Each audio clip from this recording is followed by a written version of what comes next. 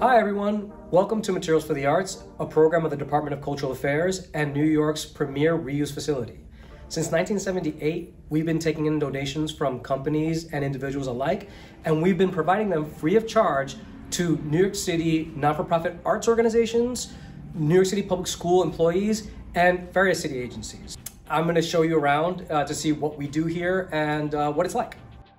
We teach field trips here, so 5 days out of the week during the school year, up to 60 public school and private school students come in, they get a tour of the facility, and then they come in to do a hands-on workshop in our classroom. We also have a group of teaching artists that will go to schools and do longer-term projects like this one here. This was a mosaic done by second graders, and each one got a CD case that forms this entire large mosaic. In second grade, they're learning about urban, suburban, and rural communities. Welcome to Materials for the Arts Warehouse. 2 days out of the week, members come, they make an appointment online, and they grab a shopping cart. They're free to shop and take whatever items they need. All that we ask is they write a thank you letter to the donors that donated all the materials that they have to take. We take donations from individuals and companies alike. So for example, the shopping carts were actually donated by Target. We take donations from larger companies, including Amazon, Disney Theaters, Macy's, Google. But again, we take donations from everyone, so individuals can come and they can donate materials as well. We decorate the warehouse, try to inspire people to think creatively. Some members who have come here for the first time, they might think that they're looking for traditional arts materials, but as you can see, what we get is what people have to donate. So we try to inspire people. So for example, here we have these books made from envelopes.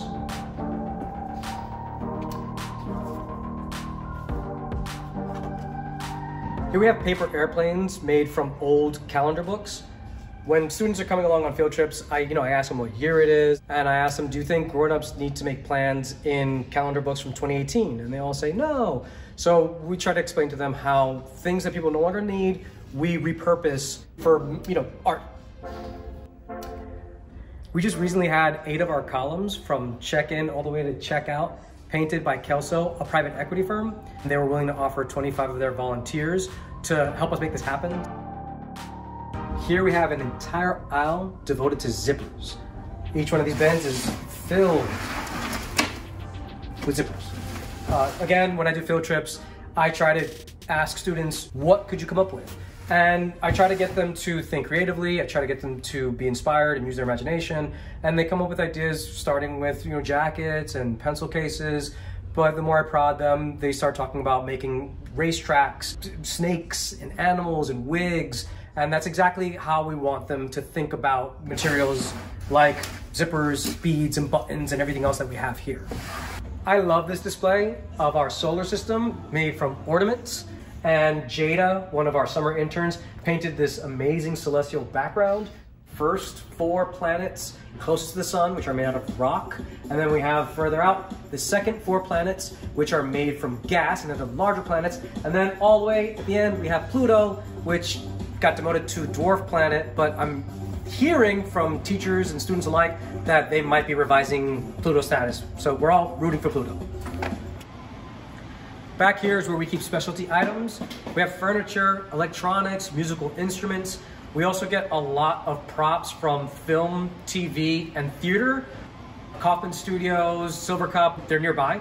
And we also have gotten materials from Disney theaters, parts from the set of The Lion King on Broadway and Aladdin, and we've even had teachers come that were putting on their own version of Aladdin for their school production, take with them for free pieces from the set of the real Disney production of Aladdin.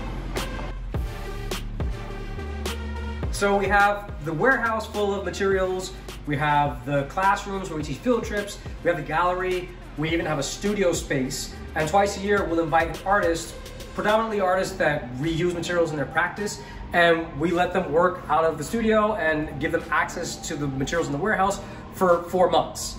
Once they're done, they have a solo exhibition in our gallery. So if you'll follow me, I'll show you the latest artist in residence, TJ Muhammad. working here, it's just like a dream come true because I work with found objects, and to find found object in a safe space and to feel more relaxed and comfortable to work, this is like the best place for me. And having a much relaxed studio with more room, I could work on multiple projects. Like now, I'm currently working on 3 different projects, which I started since 2013. The one you're looking here on the right is a collaboration between myself and other artists in Ghana. And I have the MetroCard project, and then I have the hats, which I'm going to use as a chandelier to work with. Yeah, without all of these materials and choices to make, it's difficult to, work with found objects in a safe space. Welcome to MFTA Gallery. We produce 4 to 5 gallery shows per year, and we just finished installing our current exhibition, Contemporary Reuse 2020. Every year we do an exhibition showcasing contemporary artists that reuse materials in their practice.